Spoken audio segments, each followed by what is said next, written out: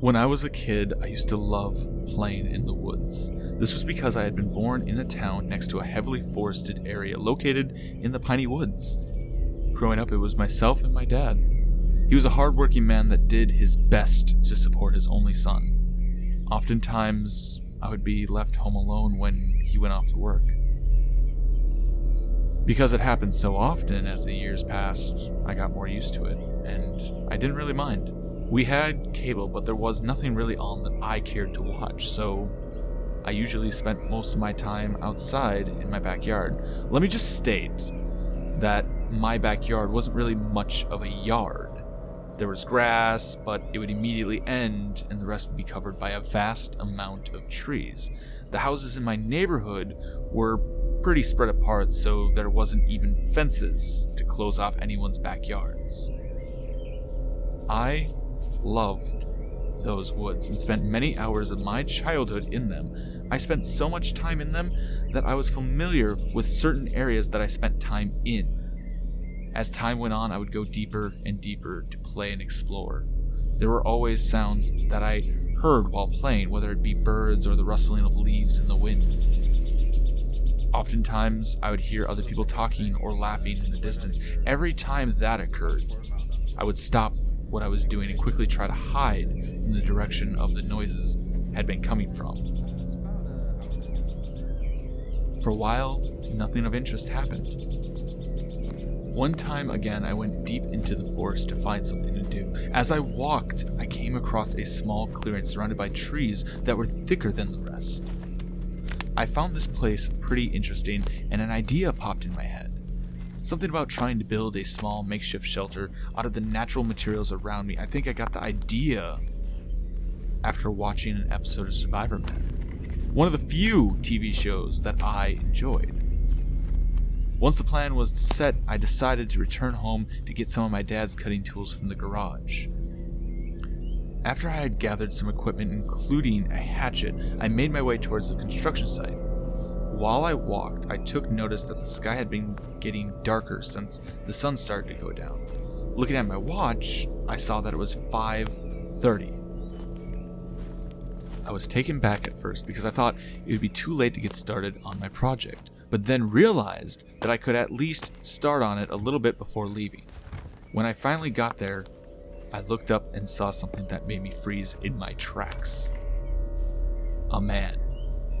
He wore a checkered shirt with some jeans, a camel-colored cap, and had a black bandana wrapped around his mouth. He just stood there, wide-eyed and completely still, as if he had been caught in the act of something.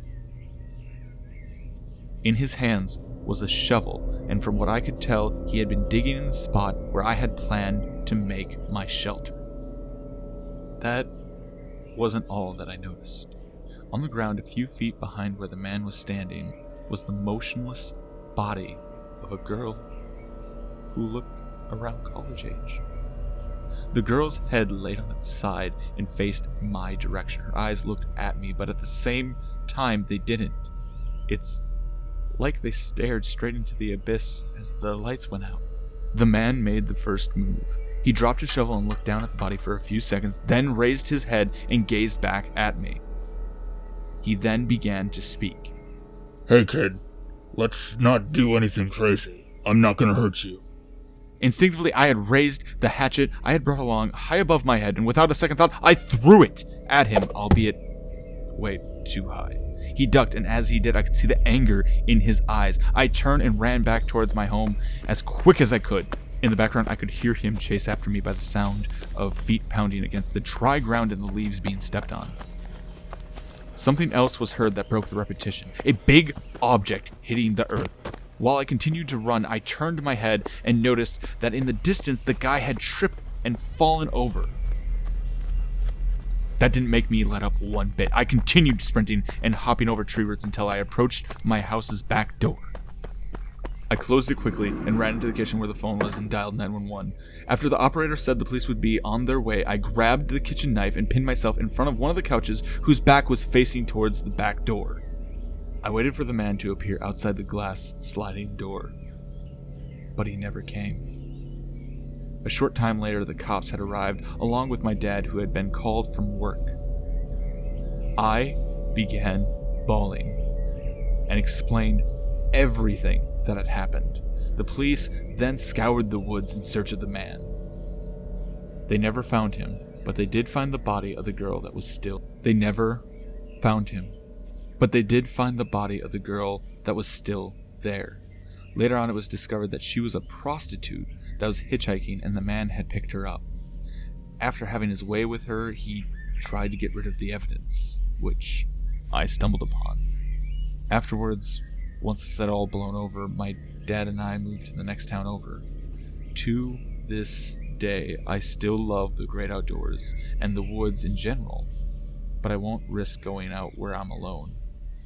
What creeps me out is the thought that if he had finished burying the body before I had showed up, that I could have built a shelter right above her.